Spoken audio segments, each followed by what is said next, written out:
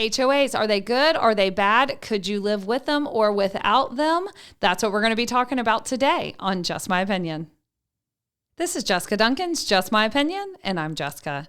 There's no handbook to owning a home. That's why I go beyond the transaction to share my tips and insights for adulting made simple. Today, we are talking about HOAs. What is an HOA? What do you have to worry about with them? And a lot of misconceptions people have about HOAs. So an HOA is a Homeowners Association, and it is where all the owners of whether it is a condo complex or a neighborhood are all joined together to make decisions, financial decisions, and rules and enforce rules of an area. Now, there's a lot of different types of HOAs.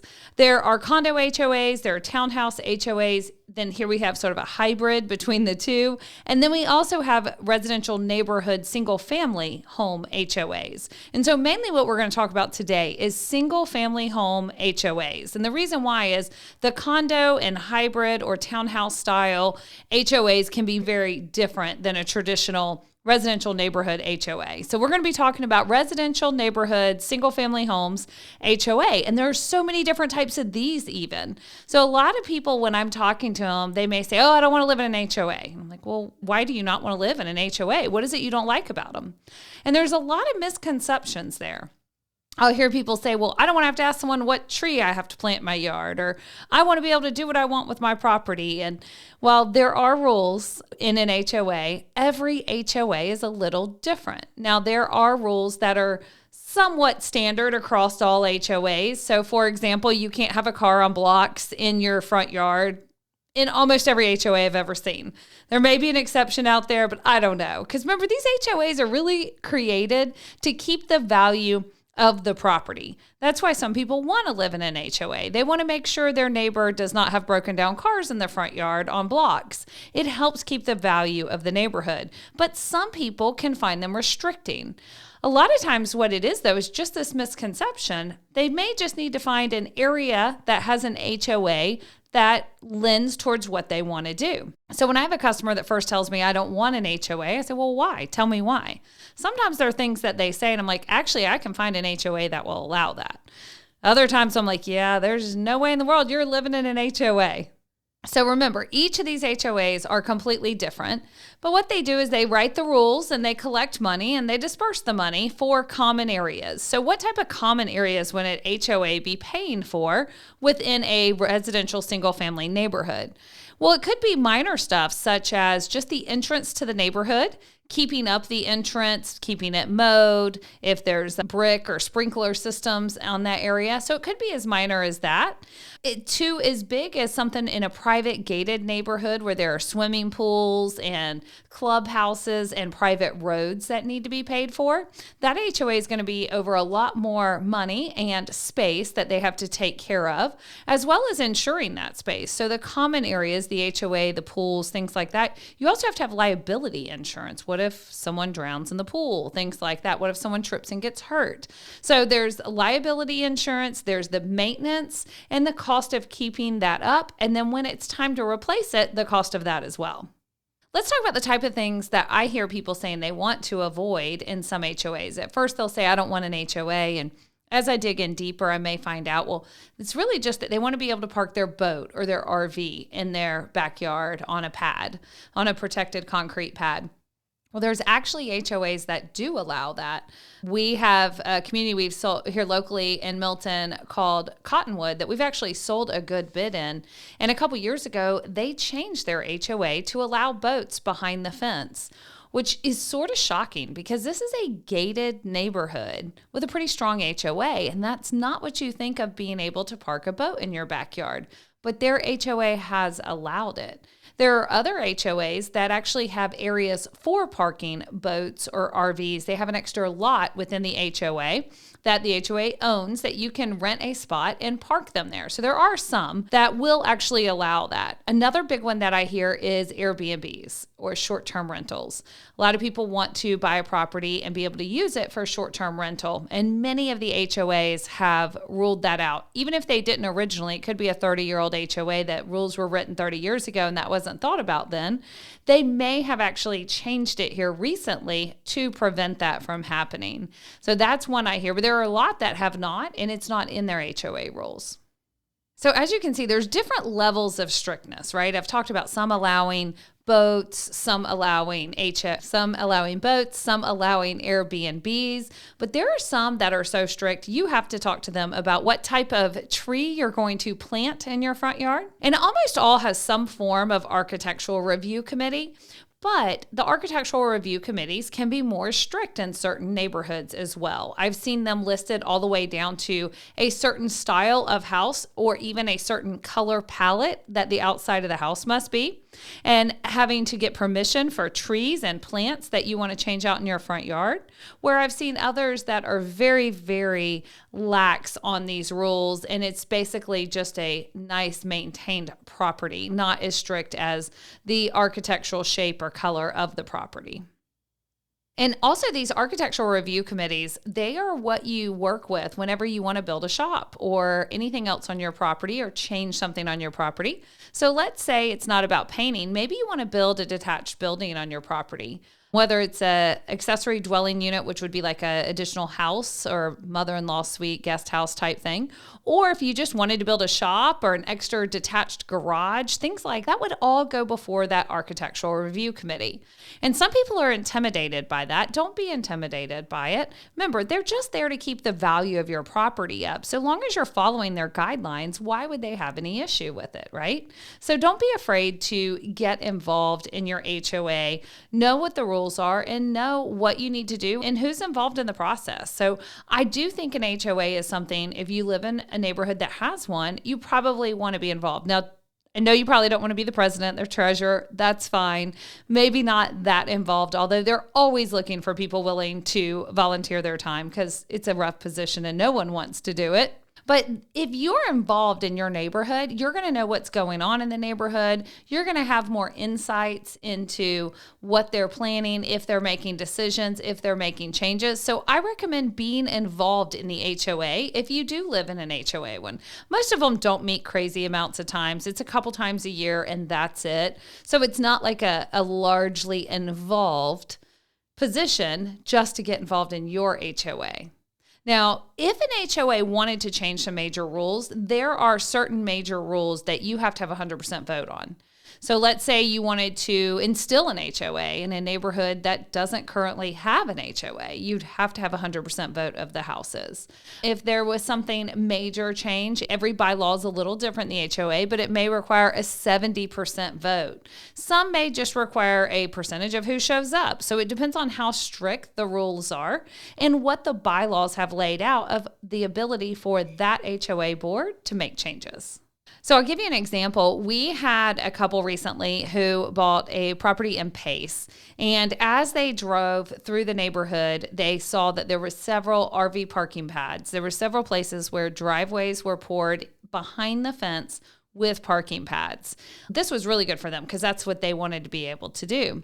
Luckily, we were able to get in touch with the HOA and get the potential buyer in touch with them and really talk about what the rules were. If they were going to do something like that, would they be able to? We went through the neighborhood and we noticed there was already 7 of these in the neighborhood. So that helped us feel a little bit more confident that could be approved.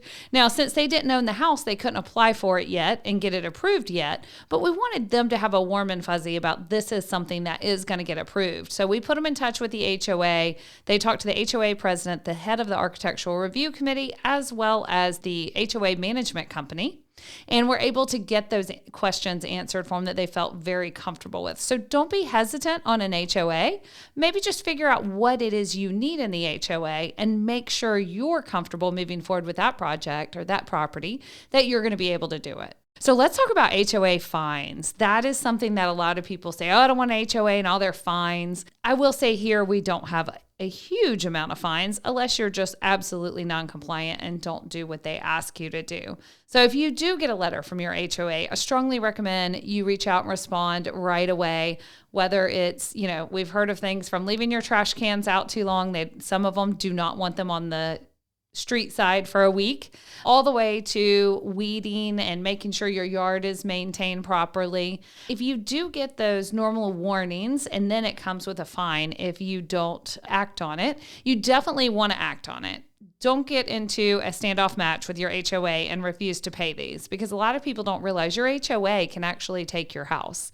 Even your homestead, they can go after you if HOA dues are not paid. So that's something you definitely want to stay on top of and not let it go. Also, when you go to sell a house, one of the things we do, or title does at time of sale, is they pull what's called an estoppel. They reach out to the HOA and ask them for an estoppel letter. And what that letter says is, are you up to date on your HOAs and fines? Are there any outstanding debts against the property that the HOA has put against the property? And if so, they have to be paid for that property to have free and clear title. So they're going to get their money either way, whether it's when you go to sell or if those fines get high enough, they may actually pursue action to take your house. So make sure you stay on top of those and stay in line with them. Don't be intimidated by the HOA. Have a relationship with them. Talk to them. If your family's going through something, maybe be upfront with them about that. Communication is always going to be best. Now, I have heard the nightmare stories where the one person in the neighborhood has nothing better to do, and so they definitely annoy a lot of people throughout the neighborhood. And hey, if that is the case in your neighborhood or in your HOA, it changes to that. Get involved and vote that person out. Maybe that will help if you're involved. A lot of times it's because no one will take on the position. So whoever's willing to is who you're stuck with. Another big thing with HOAs is sometimes you have to ask for what's called a variance. That is where maybe an HOA and the county and/or has setback lines on your property, or there's something outside of the guidelines. So it may say that you build any permanent structures, it has to be so far from the property line, even a swimming pool, things like that. There could be guidelines of how close you can get to the property line. And so maybe you want to build a swimming pool that's going to exceed those by a foot or two. You can request what's called a variance from the HOA, and you can also need to do it sometimes from the county. It just depends on your particular property, if it's both or just one. But you would reach out to them and ask for what's called a variance. You tell them what you want to do, you present your case, and ask them to approve this variance. And I'll tell you, for things like this, the swimming pools, I've seen it approved a lot. They're normally, as long as it makes sense and it's not going to cause damage to other people's property or lower values, which is the reason why they're there, normally they're going to get approved. Now with that, there's a couple things you want to make sure and do. If you ever do get a variance, make sure you maintain that copy of approval. And if you get a variance from the county as well, make sure you maintain that copy of approval. A couple years ago, I was selling a house that the homeowners had got a variance years prior to put in a pool and a retaining wall on the other side of the pool, as well as a detached garage. Now, they had requested from the HOA approval to do this. It went through the architectural review committee. Everyone agreed. But then 5 years later, here I am selling the property. There's a new HOA president, and he is adamant that there is no variance recorded and is trying to stop the sale of these people's house. Luckily, these people saved emails on everything, and they found the original variance, and we were able to forward that approval of the variance with the description and the layout over to the new current president, who then talked to his attorney and decided it was okay and he would let the transaction go through. So remember, if you do get those variances, make sure you keep that documentation just in case there is a change in leadership. You want to make sure you have the proper paperwork to prove you did follow the right channels. So let's talk about an HOA that has a lot of stuff they are maintaining. So let's think of a neighborhood like Nature Trail here in Pensacola. This neighborhood has multiple pools and a clubhouse and a gym and private roadways throughout, and it's guard gated. So not only does it have a gate, it has 2 gates, but it has a guard full-time at the gate. It's probably one of the more expensive single-family residential home HOA neighborhoods in the area, but they provide a lot. And so that cost is applied to the HOA. It makes sense for what all they're providing.